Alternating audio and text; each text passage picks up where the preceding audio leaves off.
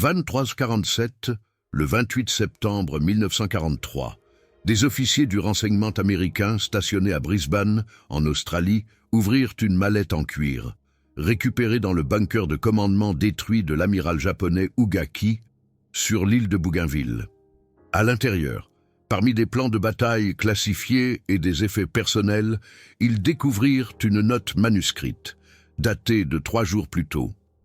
L'équipe de traduction travailla toute la nuit, ce qu'ils lurent à 3h22 du matin.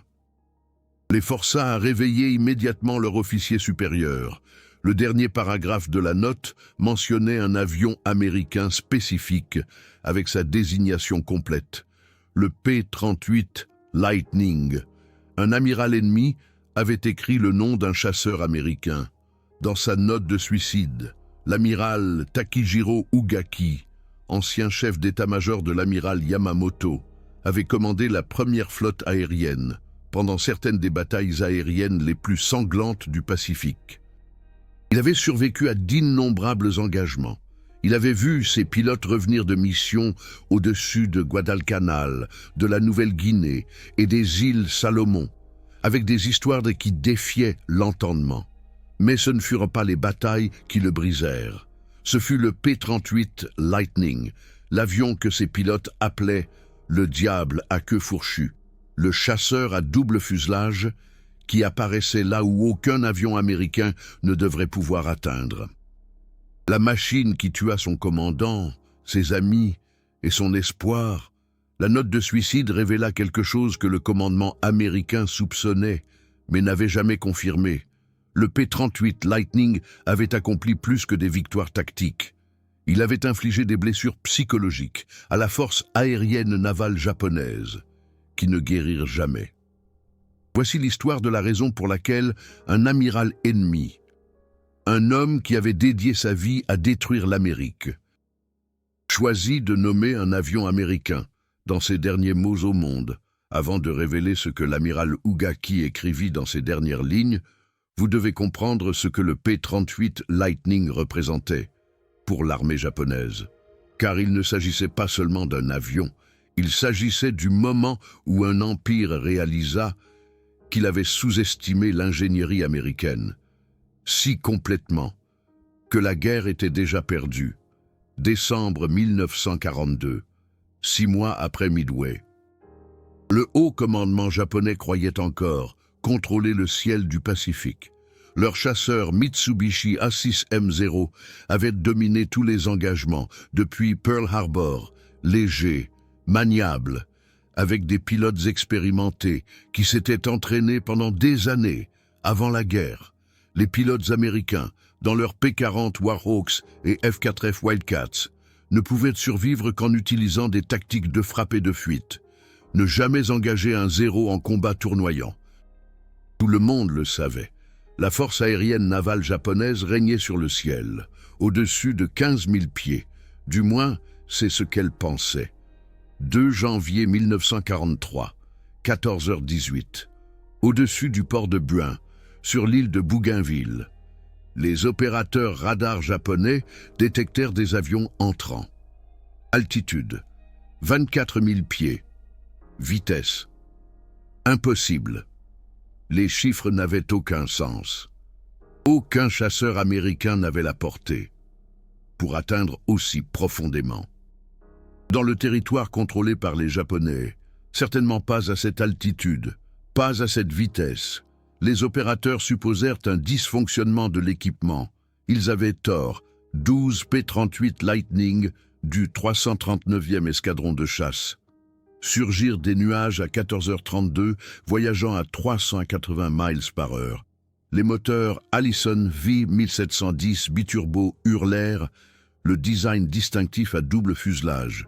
Les pilotes japonais radiotransmirent un seul mot, Akuma, démon. Ce qui se passa dans les 11 minutes suivantes brisa tout ce que l'aviation navale japonaise croyait sur les chasseurs américains.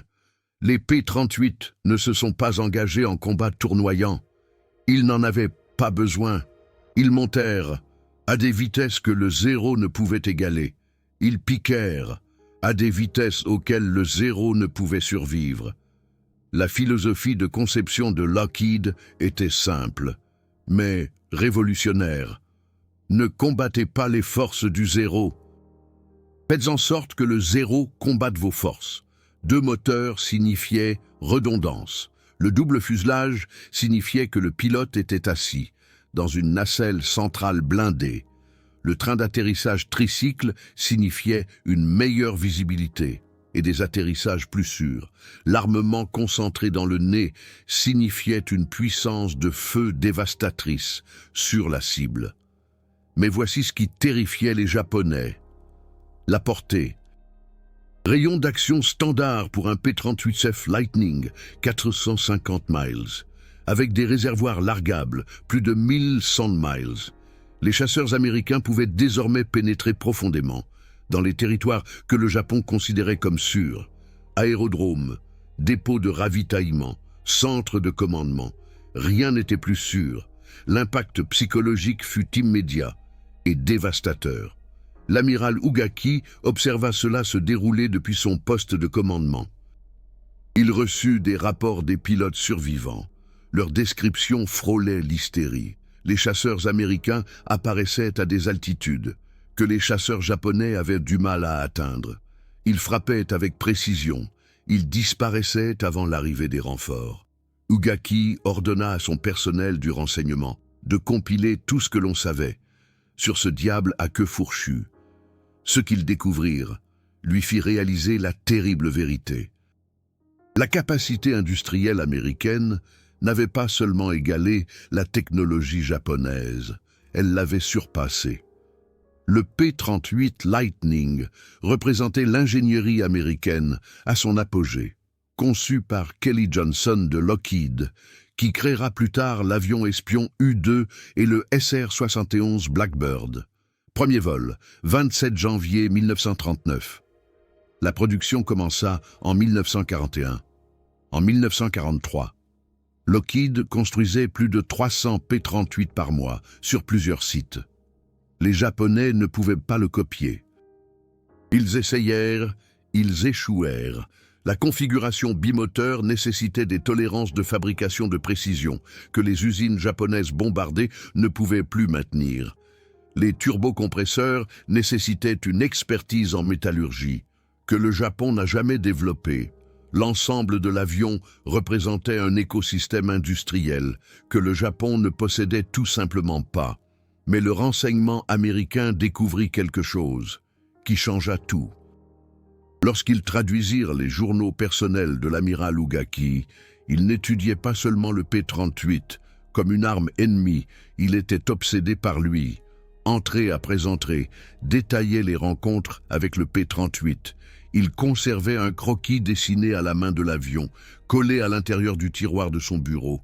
Il interrogeait chaque pilote qui avait survécu à une rencontre avec un P-38. Il essayait de trouver une faiblesse, n'importe quelle faiblesse.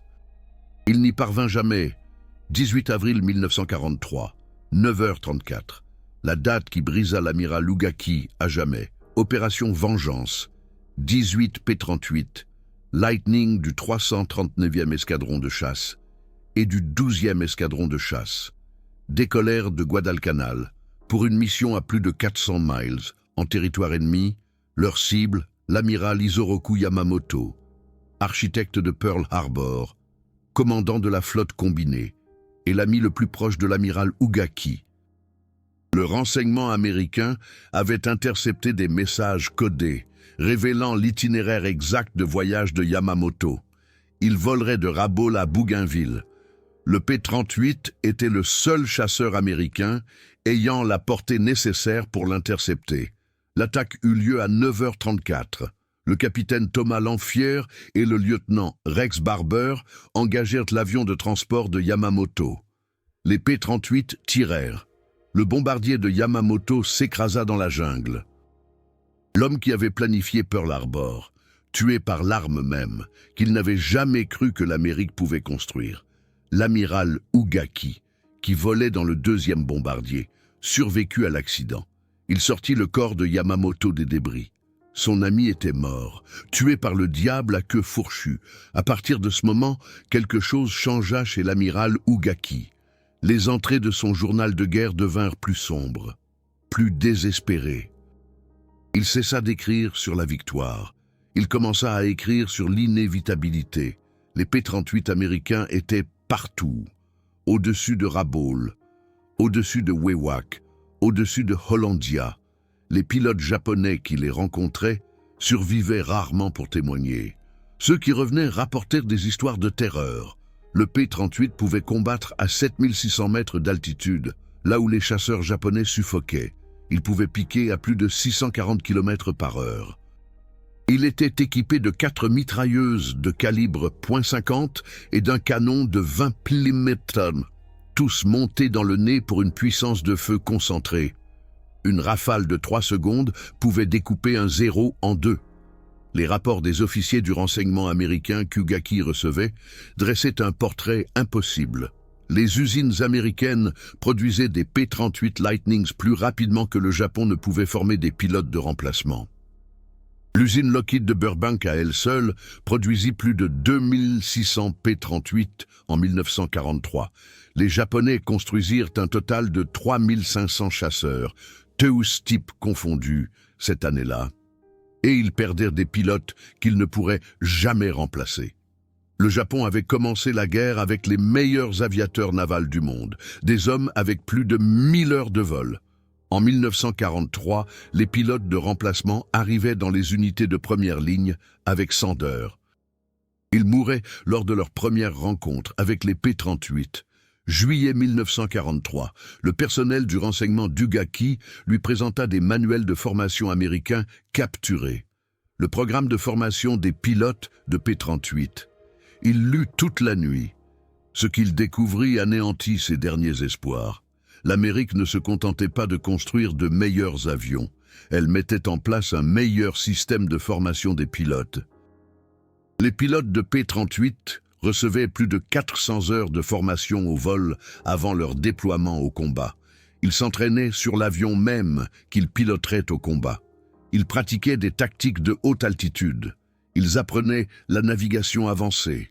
Ils maîtrisaient le vol aux instruments. Les pilotes japonais à ce moment-là recevaient un temps de vol total de 150 heures, la plupart sur des avions d'entraînement obsolètes, avant d'être envoyés dans des unités de combat pour mourir.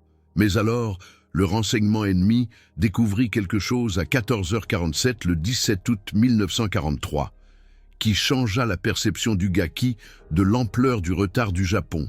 Les forces américaines capturèrent un P-38G-10LO complet du 475th Fighter Group après un atterrissage d'urgence en Nouvelle-Guinée. Les ingénieurs japonais l'examinèrent pendant 3 semaines. Leur rapport à Ugaki était composé de 12 pages de spécifications techniques et d'un paragraphe d'évaluation honnête. Le Japon ne pouvait pas construire cet avion.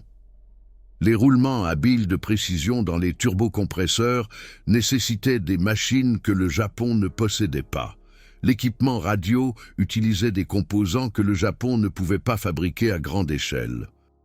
Les systèmes hydrauliques nécessitaient des joints en caoutchouc synthétique que le Japon ne pouvait pas synthétiser. Même si le Japon obtenait d'une manière ou d'une autre des plans complets, il manquait la capacité industrielle pour le produire. Le rapport se concluait par une phrase qu'Ugaki souligna 3 fois à l'encre rouge. Le P-38 Lightning n'est pas une arme. C'est le produit d'un système industriel que nous ne pouvons pas vaincre. Cette phrase apparut dans sa lettre de suicide. Septembre 1943.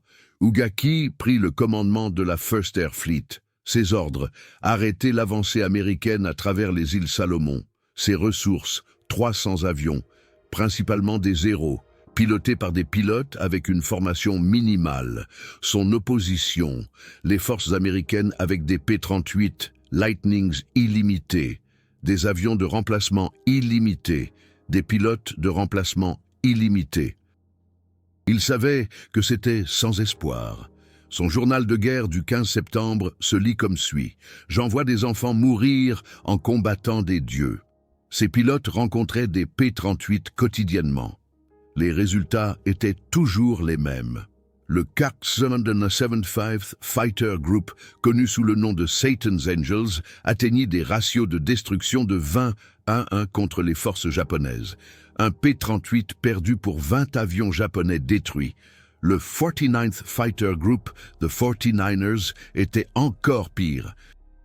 En 5-1, les pilotes japonais cessèrent d'émettre des rapports de contact radio lorsqu'ils voyaient des P-38.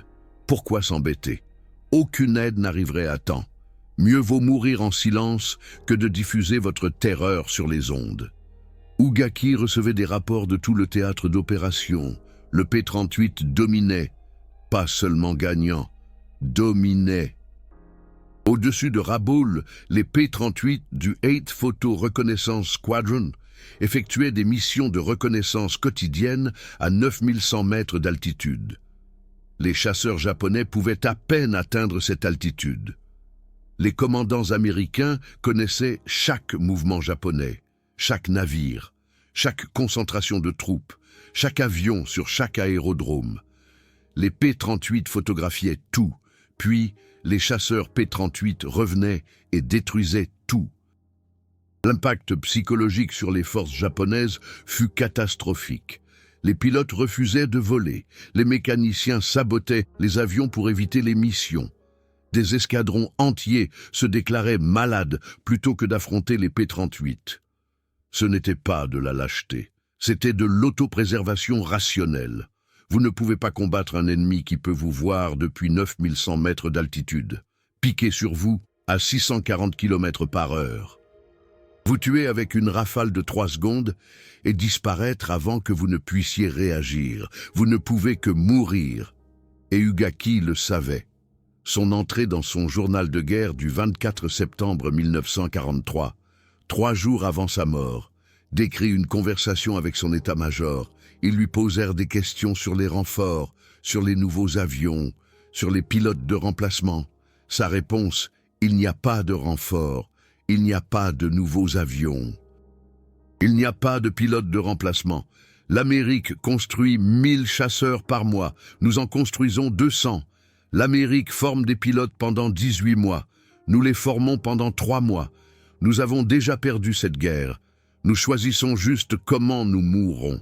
Cette nuit-là, il écrivit la note. Les officiers du renseignement la trouvèrent 3 jours plus tard après que les forces américaines eurent envahi son bunker de commandement.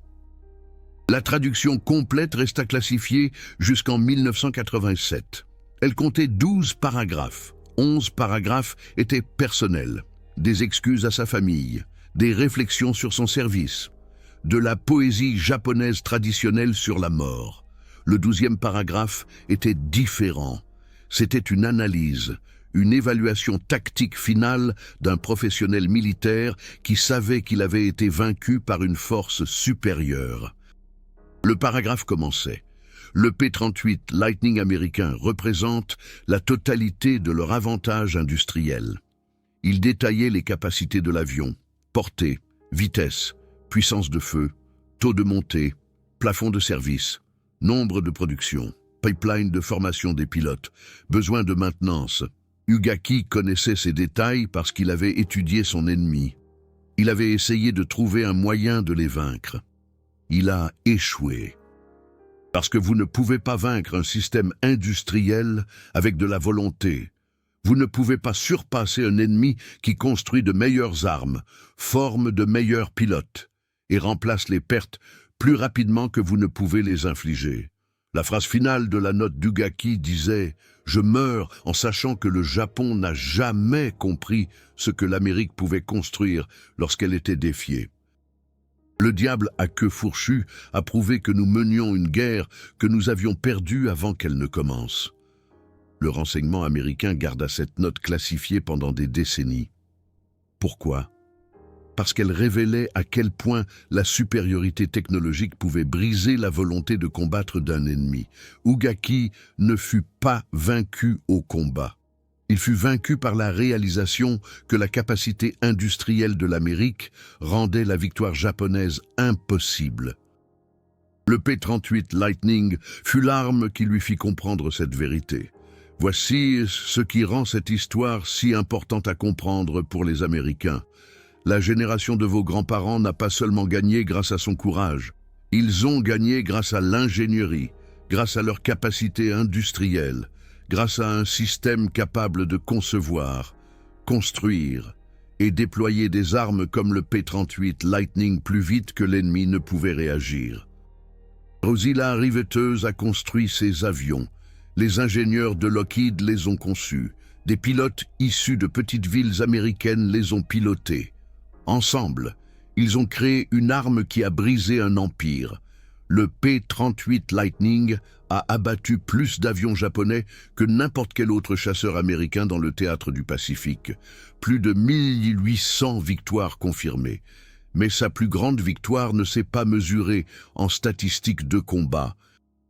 Elle s'est mesurée à la morale ennemie brisée, dans les lettres de suicide des amiraux qui ont réalisé que leur cause était désespérée, dans les pilotes japonais qui voyaient le diable à queue fourchue et savaient qu'ils étaient déjà morts.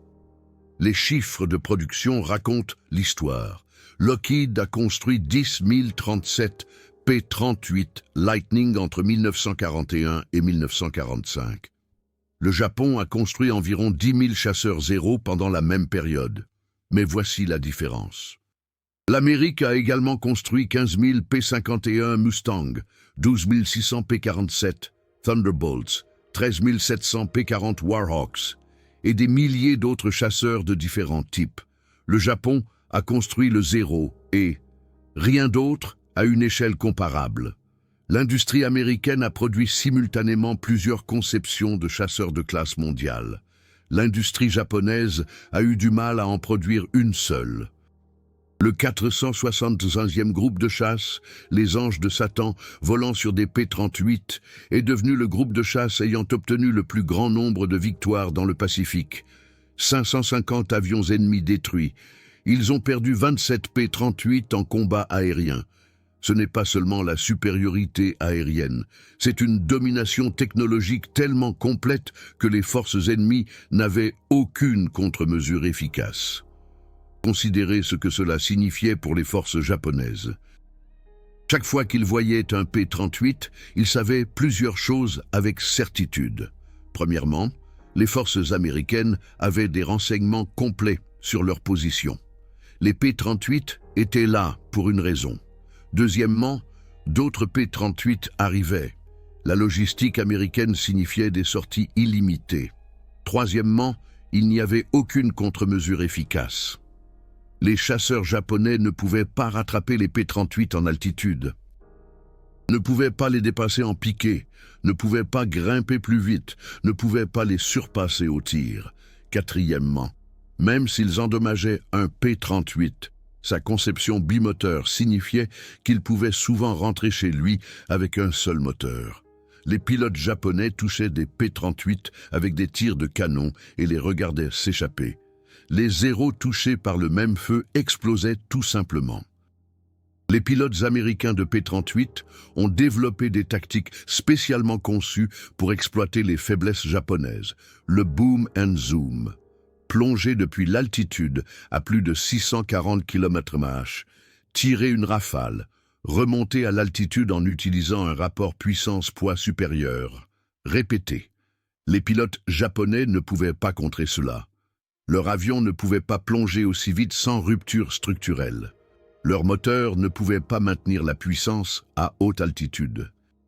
Leur entraînement ne les avait pas préparés aux tactiques de combat énergétiques américaines. Ils sont morts, par milliers. L'amiral Ugaki a observé ce massacre depuis son poste de commandement. Il a envoyé des pilotes en sachant qu'ils ne reviendraient pas. Il a reçu des rapports de P-38 américains opérant en toute impunité sur des territoires que le Japon contrôlait depuis 1942. Il a lu des évaluations des renseignements décrivant les programmes d'entraînement américains, produisant des centaines de pilotes de P-38 qualifiés chaque mois. Il a comparé cela à ses propres écoles de formation de pilotes, qui produisaient des dizaines de pilotes à peine qualifiés après que les instructeurs expérimentés avaient tous été envoyés au combat et étaient morts. La comparaison industrielle était encore pire. Un seul P-38 Lightning nécessitait environ 30 000 heures de travail pour être fabriqué dans les usines américaines. Les avions japonais nécessitaient un nombre d'heures similaire, mais les ouvriers d'usines japonais étaient moins productifs en raison de la malnutrition, du surmenage et des perturbations causées par les bombardements.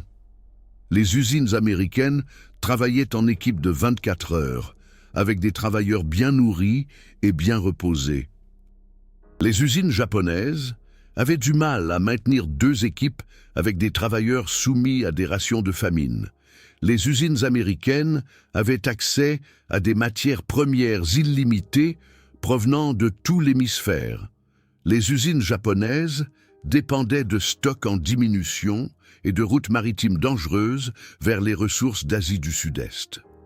En septembre 1943, lorsqu'Ugaki a écrit sa note finale, les usines américaines produisaient un P-38 Lightning environ toutes les 3 heures. Production 24 heures sur 24, la production totale de chasseurs du Japon, tout type confondu, était d'un avion toutes les 6 heures. Et cet écart se creusait, la production américaine augmentait. La production japonaise diminuait en raison des bombardements et des pénuries de ressources. Ugaki comprenait les mathématiques, il comprenait la logistique. Il comprenait que la volonté et l'esprit combatif ne peuvent pas surmonter une capacité industrielle de cette ampleur. Les pilotes japonais étaient courageux, les concepteurs d'avions japonais étaient talentueux. Mais le courage et le talent ne peuvent pas vaincre un ennemi qui construit 8 chasseurs pour chaque chasseur que vous construisez, forme des pilotes 2 fois plus longtemps et remplace les pertes 4 fois plus vite. L'analyse technique finale de la note de suicide détaillait quelque chose qui montrait à quel point Ugaki avait étudié son ennemi. Il a décrit les turbocompresseurs du P-38. Il a expliqué comment ces dispositifs maintenaient la puissance du moteur à des altitudes où les moteurs japonais tombaient en panne. Il a noté que ces turbocompresseurs nécessitaient une fabrication de précision que le Japon ne pouvait pas reproduire. Il a spécifiquement mentionné que même si le Japon capturait des turbocompresseurs de P-38 intacts, il manquait des outils pour les mesurer avec une précision suffisante pour en faire des copies. Les tolérances de fabrication américaines étaient mesurées en 10 millièmes de pouce. Les tolérances de fabrication japonaises étaient mesurées en centièmes. Cette différence de précision d'un facteur de 100 signifiait que le Japon ne pourrait jamais copier la technologie américaine avancée. Même lorsqu'il la tenait entre ses mains, c'est la réalité de la guerre industrielle. La technologie compte, la précision de fabrication compte, la capacité de production compte, le temps de formation compte, la logistique compte. Le Japon avait des pilotes courageux volant sur des chasseurs agiles conçus par des ingénieurs brillants. L'Amérique avait des pilotes courageux volant sur des chasseurs technologiquement supérieurs construits par milliers dans des usines approvisionnées par une base industrielle intacte. Les avantages du Japon étaient subjectifs. Les avantages de l'Amérique étaient objectifs. Les avantages objectifs gagnent les guerres. Vous venez de découvrir pourquoi un amiral ennemi, un officier militaire professionnel qui a dédié sa vie à vaincre l'Amérique, a choisi de nommer un avion américain dans sa note de suicide. Le P-38 Lightning n'était pas seulement une arme, c'était la preuve que la capacité industrielle américaine, l'excellence de l'ingénierie et les systèmes de formation étaient tellement supérieurs que la victoire japonaise était impossible. Ugaki l'a réalisé, il l'a écrit, puis il est mort en sachant que le Japon avait défié une puissance industrielle qu'il n'avait jamais comprise. Cette histoire a nécessité des recherches approfondies dans les documents japonais déclassifiés, les archives du renseignement américain et les témoignages d'anciens combattants des 2 camps. Ce ne sont pas des récits de héros simplifiés, c'est la réalité complexe de la façon dont la supériorité industrielle brise le moral de l'ennemi. C'est une histoire qui honore les Américains qui ont construit ces avions, les Américains qui les ont pilotés.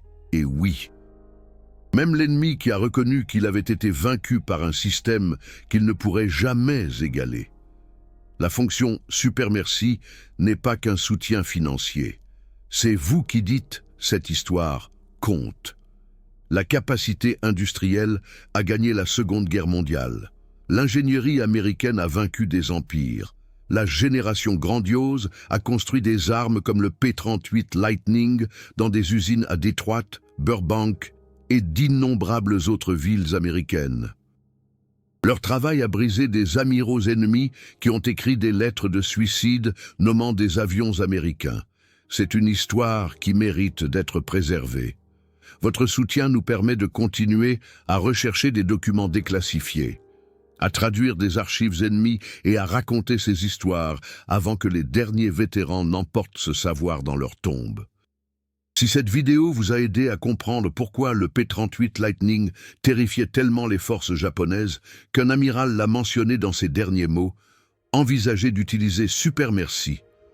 Vous ne faites pas que soutenir du contenu.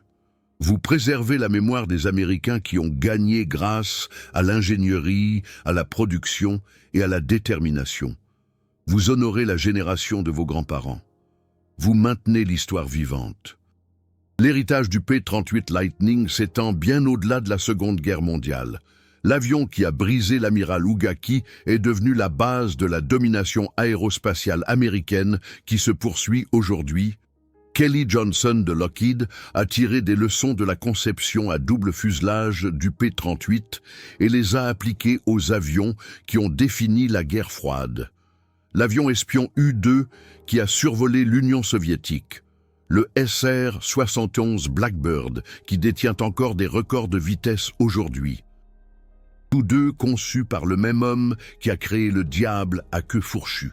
L'excellence de l'ingénierie américaine construite sur l'excellence de l'ingénierie américaine. Considérez les histoires humaines derrière ces statistiques. Le sous-lieutenant Richard Bong de Poplar, Wisconsin, est devenu le meilleur as américain en pilotant le P-38 Lightning. 40 victoires confirmées au-dessus du Pacifique.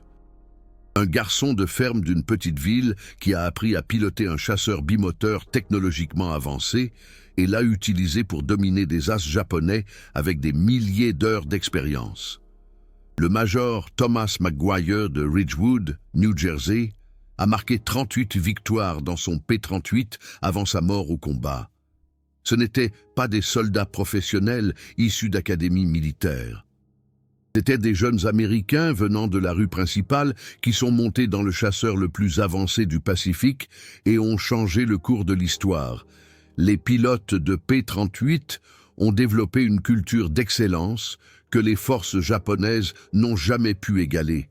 Ils ont nommé leurs avions Marge, Put-Put Maru, Louisiana Heat. C'étaient des armes personnelles, des extensions des pilotes qui les pilotaient.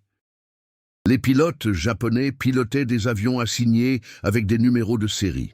Les pilotes américains pilotaient leurs avions, des avions qu'ils connaissaient intimement, que les mécaniciens personnalisaient, qui représentaient leur foyer. Cette différence culturelle comptait. Un pilote américain de P-38 faisait absolument confiance à son avion. Il savait que Rosie, la riveteuse, l'avait construit dans une usine avec des processus de contrôle de la qualité que le Japon ne pouvait pas égaler. Il savait que les mécaniciens le maintiendraient en vol. Il savait que des pièces de rechange arriveraient. Il savait que s'il était abattu et survivait, une mission de sauvetage viendrait. Les pilotes japonais ne savaient rien de tout cela. Ils pilotaient des avions qui pouvaient avoir des défauts critiques. Il manquait de pièces de rechange. Ils savaient que le sauvetage était peu probable. Ils se battaient avec la conscience que chaque vol pourrait être leur dernier. Le fossé technologique s'étendait à tous les aspects de la guerre aérienne. Les pilotes de P-38 avaient un équipement radio avancé qui leur permettait de coordonner des attaques sur des dizaines de kilomètres. Les pilotes japonais avaient des radios basiques qui tombaient souvent en panne. Les P-38 avaient des viseurs gyroscopiques qui calculaient l'avance et la déviation. Les pilotes japonais visaient manuellement. Les P-38 avaient des réservoirs de carburant auto-obturants et une protection blindée. Les concepteurs japonais ont choisi d'économiser du poids à la place. Une décision d'ingénierie américaine. Les réservoirs de carburant auto-obturants signifiaient qu'un P-38 pouvait encaisser des coups qui condamneraient un zéro. Les pilotes japonais le savaient. Chaque engagement au combat le leur rappelait. Toucher un P-38, le voir fuir du carburant pendant un moment, puis voir la fuite s'arrêter lorsque le composé auto-obturant s'activait.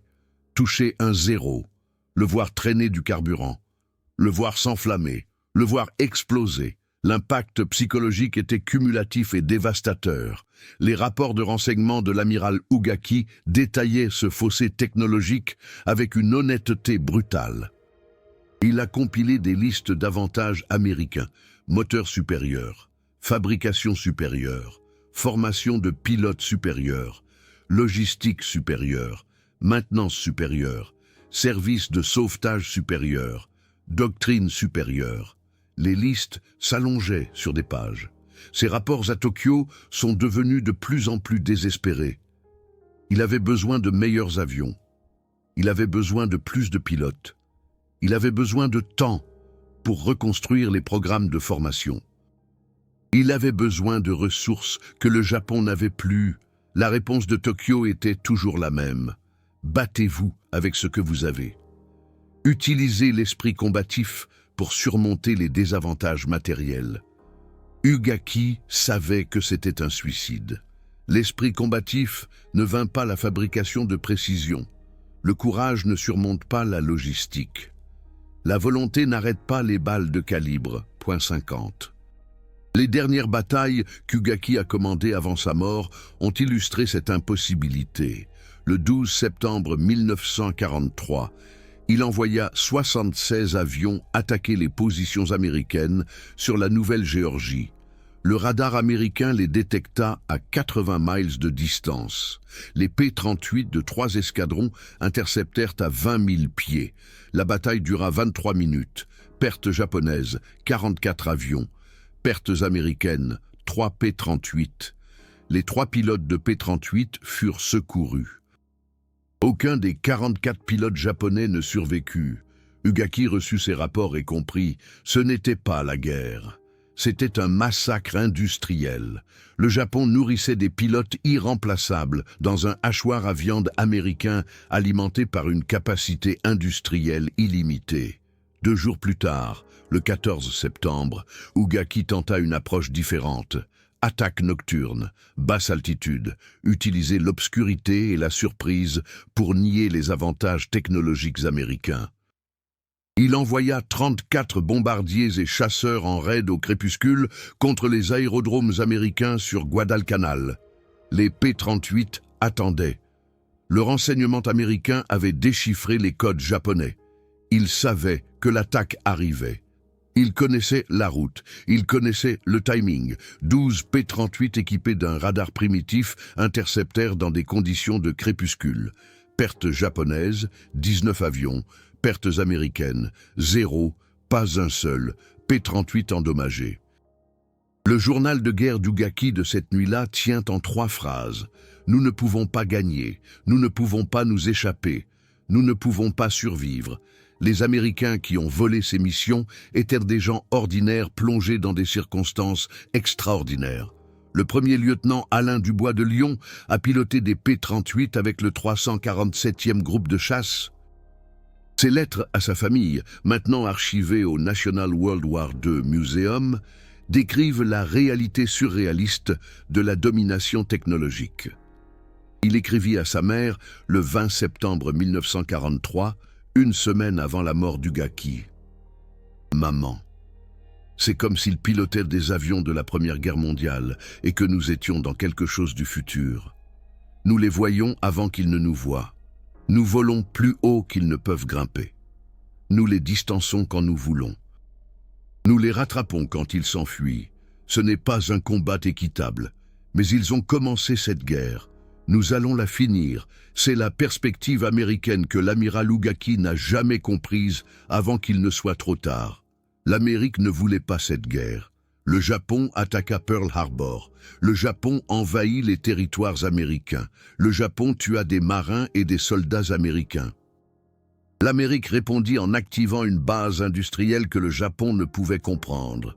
Rosie, la riveteuse, se mit au travail dans les usines.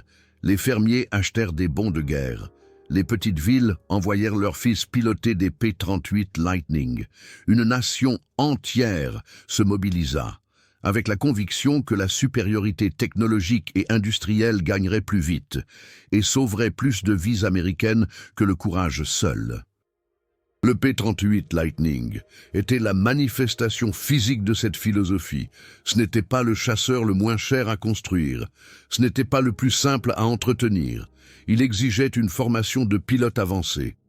Il avait besoin de carburant de qualité, d'un entretien régulier, d'une logistique de pièces de rechange. Mais il gagna. Il ramena des pilotes à la maison. Il domina l'ennemi si complètement que des amiraux écrivirent des notes de suicide le nommant. C'était la guerre industrielle américaine à son apogée.